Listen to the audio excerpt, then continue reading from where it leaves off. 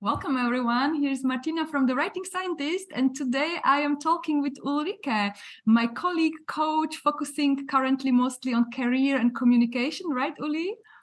Yeah, you could say that. And we know each other for a couple of years already. We are sharing some kind of support structure, focusing mostly on the business side of our work. And recently we discovered that we actually also share some of the approaches we do in our work. Yeah. So we both work with academics, or Uli also, maybe. Let's see, yeah, how that will develop. But and we were talking about recently how the end of the PhD is such a difficult phase, and the transition into the what happens afterwards. And then we really discovered that we actually have things that can help from the different sides. Yeah. So that's the thing we want to talk about today. How can we help? How can we make this end of the PhD, this difficult phase, easier? So Uli, what is the secret ingredient that can help us, that can help the struggling PhD students at the end of the end of PhD?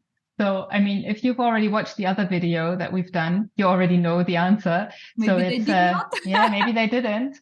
So what we figured out, Martina and I, was that one key ingredient or one key approach is really to get yourself some kind of peer support in that time. And as you said, the PhD candidates, as they approach the end of their PhD, a lot of the time, or many of them, struggle with having to cope with two things in parallel. One is to finish writing, to actually submit the thesis, and at the same time thinking about what am I going to do after that. Many decide to stay in academia because that seems a relatively easy option, because that's what they know. They know the scientific or the academic system. They know the people, they have their networks. But some people already know at this point, no, I want to find a job outside of academia. But how am I going to do that with the stress of the PhD going on at the same time? So that can be hard to manage these different pressures.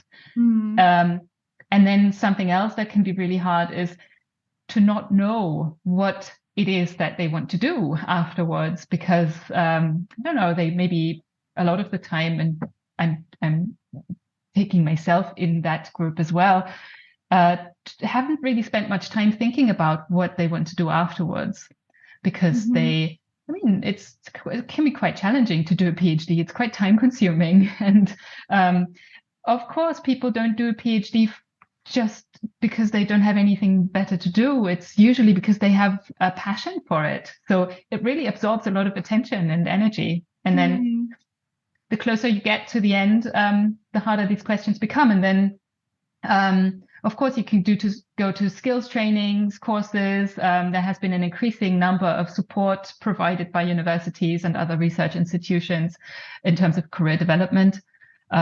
Some offer one-on-one coaching. There are a lot of training offers, but sometimes that's not enough. And then finding people who are at the same stage and to figure out what a good support system could be, I think, is key. So what is your experience? What are good support systems for this kind of issues at the end of the PhD? Yeah.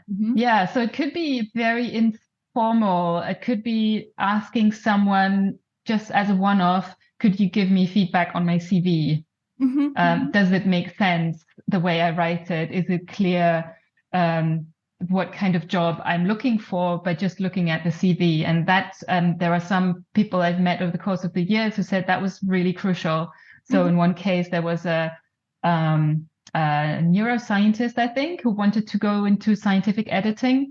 And of course, these areas have a lot of overlap, but she didn't realize how different they also were until she asked somebody who was already working in scientific editing to give her feedback on her CV. And this person said, look, your CV is an academic CV. Yeah. No one in scientific editing will realize that you have the skills that are needed for scientific editing. So that's when she completely changed the whole layout and also content to some extent, or at least the wording of the CV. So that can be one structure, or it's not really a structure, it's more, it's a very informal thing. That's actually text feedback in a way. It is, absolutely. Yeah. Yes, totally. And I think the quality of the feedback depends to some extent on the experience of the feedback giver. So that's perhaps technically speaking not really peer feedback.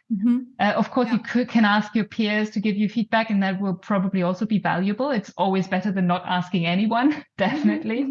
But it's probably more valuable if you ask somebody who has experience in the field where you want to be. This is basically so how I like to conceptualize this is you need the feedback ideally from someone who is in the group of your target readers, for whom are you writing, and the scientific text you are writing for other people around, for other researchers, other PhD students maybe, but the CV is targeting someone who is at the next level. So in that sense, I would maybe also not call it peer feedback, but definitely that's something that can help. I can exactly. That's a great way of contextualizing it. So when I take the term more literal as peer feedback, a good structure is one that I would recommend everyone. That's the one we've been using for the past 6 years. And we call it success team. It has a very simple structure. It's basically a round of, we used to be 5, now we're 4 people. And we start every meeting with a simple question. How are you? What's been on your mind recently? And that just takes 3 minutes per person. And we actually time it so it doesn't get out of hand. And then there's a bigger, the next round is kind of the chunk of the meeting where it's about sharing the issues that we want to discuss with the others. So the question would be, what's the issue that you bring to our meeting today? And perhaps also, what is it that you want from us as the group? And then that could be feedback, that could be advice, that could also just be empathy or asking questions to dig deeper. It could be a lot of things. And then there's a final round where we just ask each other, what do you want to do until next time we see each other? So that could be a very simple structure. And you can do this with just 2 people, but I think it really helps if it's more perspectives. So that would be a simple, but actually I've taken this structure to implement this as a one-on-one feedback for one of my coaching programs that I've just started. So that also works. And I have to say, I have taken our structure because I also love it so much, and I am using it in the context of writing, where the chunk in the middle.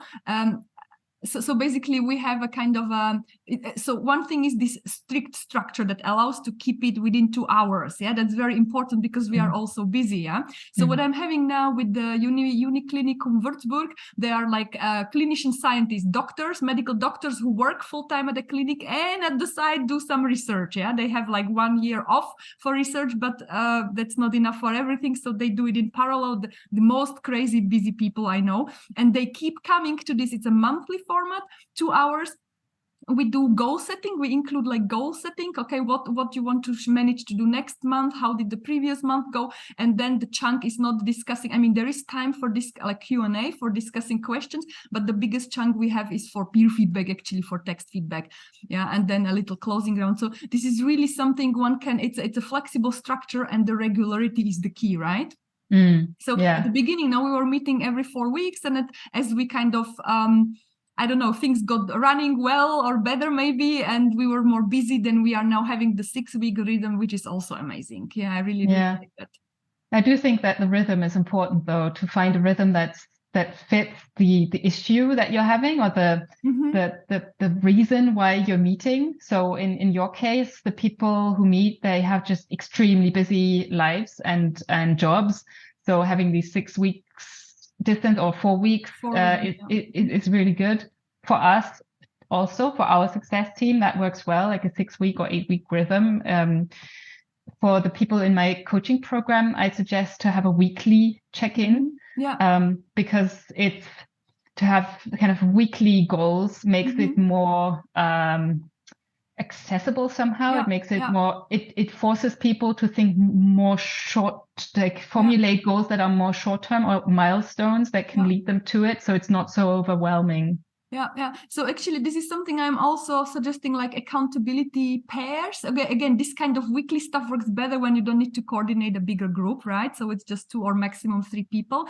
And then what I'm doing with my people is simply suggest that they could do on Friday, either a quick call, or if this is someone from the campus, you go together for lunch, or you have a quick email, how was my week and what should happen next week. Yeah. And that can be I really kind of like to stress that this can be short, so it's not taking too much of your time. Yeah. But of course, if you want to achieve something, like figure out your career, you do want to probably in more time, more effort into this. Yeah, and I think there are just different degrees of self-organization. So in our example, it's like 100% self-organized, but I've been finding in my work throughout the years that a lot of people lack a bit of, I don't know what exactly it is, maybe the belief that this can be a valuable format for them. So they're maybe not as motivated. Sometimes it's because they don't know people who would be willing to do the same stuff with them. Yeah. So, I think it's a bit like a spectrum. There's like 100% self-organization on this end, and then there is maybe very little self-organization on the other end, where there is more guidance and support. So, in the coaching program, that is the structure around it, and it's part of the program to meet 1 or 2 other people once a week, and it's just 30 minutes, and there is a concrete kind of set of questions that's roughly like the one that we've just outlined. And I think that really helps, at least from the feedback that I've received so far. It's really, really valuable to the participants. Yeah, so in my experience, at least most people need to be pushed into this at the beginning, because it's something new. You are anyway already so busy. So how do you know this will be valuable? Yeah. So for me also, the medical doctors, the group that is coming regularly is very small, and so many more people would benefit, and they know it, because if you don't have this structure, it's easy to forget the goal, because it's usually something that is not urgent, right? Like figuring out the career. But maybe I can share a little story of myself. For me, to be able to push myself to finish the thesis, it was crucial to figure out what I want to do afterwards. Yeah. And I see this often in my people. You are not motivated to work towards the finish if you don't know what will happen afterwards, because then there is like a scary black hole. Now maybe you are frustrated with what you are having and doing now, but at least you know it, and I feel like, so for me, this is always my advice. Like, if you feel like, what is the problem? Why are you not actually writing? Maybe you need to figure out what you want to do afterwards. And then when I knew, like, I want to be a writing trainer, and I found the program to get the skills for that, and I started to make plans,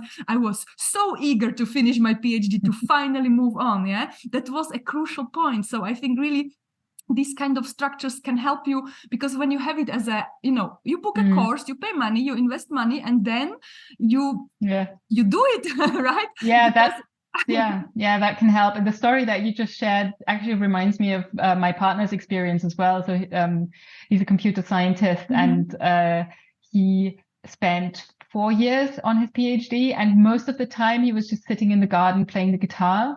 And nice. and then when there was a fellowship coming up where he thought, okay, I'm going to apply for that. And that was when he managed to wrote down his whole thesis in 2 weeks, basically working through night and day. And that's what he says, like, that's where he didn't get the fellowship in the end, but still that is enough to motivate you. Yeah. He finally managed to finish it. So yeah, I think it is important to have a goal and to know why you're doing the things you're doing. Yeah. And what is coming afterwards. And also, this is not a scary moment, because then it's like the psychology, the unconscious stuff that will push you, like, no, let's not be too fast with the thesis, because we don't know what we need to do afterwards. This will be a scary moment. Yeah. Yeah, absolutely. Yeah. Okay, thank you, Uli. So you are mentioning your new coaching program. When is it starting? Can you tell us more about that? So there's a pilot that's already running. So we're gaining first experiencing it. It's a program that goes over 6 months, because I really find it important to give yourself time to make that transition. And the idea is to start the program before your contract ends or before you finish your thesis. Yes. In time. So maybe even a year beforehand, to give you time to figure out what it is that you want to do. And I think the most important part of this program is that it happens in community. So it will be 6 to 10 people with a similar background in research who all want to find ways to find like fulfillment in their profession, but outside of academia. Yes, and the next program is starting in April. Okay. So we will link it in the show notes. If someone is interested, can have a look. So we discussed in the other video. So I am focusing on STEM. Yeah. So most of my readers are from the STEM fields, although not everyone. And you are more wide, but also kind of coming from humanities yourself. But who are the people in your program, in this coaching program? Who is it suitable for? So it's suitable for everybody from the PhD onwards, regardless of discipline. Actually, I believe that it's very beneficial to have as many different disciplines as possible. One of the feedbacks I received from a current participant is that she finds it really, really helpful to partner with someone who's from a completely different area, because it helps her to realize that there are many other opportunities out there. And that helps her to let go of her passion that's been driving her for so long and kind of keeping her in a field that's not actually very healthy for her in that case. And it's just kind of eye-opening, but it also really helps to have someone who is just compassionate with what you're going through. But I can totally imagine, no? Because in your field, there is a certain way of doing things. I like to call it the culture of science. It's like field specific, not even disciplines. No, within a discipline, there are different ways of doing it. And you are mostly stuck with your people. So you know the one way of doing things, and it can be really, as you are saying, eye-opening to see, no, but there are other ways to do it. Yeah, there are exactly. other ways to see things and approach things. I can totally imagine that this can be helpful. Yeah, so it's different approaches, but also different networks. So when you, I don't know, imagine you're a physicist and you're partnering up with an art historian, for example, you will have very different networks. And I think that can be really interesting synergies. And that's part of the idea of the program. So maybe in the future, I will actually start opening up this program to non-researchers as well, because I think that could be even more beneficial. But for now, I'm focusing on the PhD and mostly postdocs. Actually, on that side, from the people who were doing PhD with me, many went out of academia, and now some of them are thinking about getting back. For a while, for all. So there are these, they are going back and forth. And I can imagine this is also enriching, the field as they are moving, but it can also be a very helpful perspective. I want to go out of academia, and there is this other person who has a PhD, worked 5 years in industry and wants to go back. Yeah, I would love to talk to that person also. Sounds cool. Yeah, I'm excited about it. So if you want to find out more, we'll link to it in the, what do they say, in the show notes. Show notes. That's how we call it. Exactly. Yes, we will do. All right. Thank you, Uli, and good luck with the program. Maybe we do a follow-up video after a year or so, how this is going. What are the learnings that I would be very curious to see. Yeah, absolutely. And we'll definitely see each other in our next success team. Oh, we too. We will. All right. See you. Bye-bye, Martina.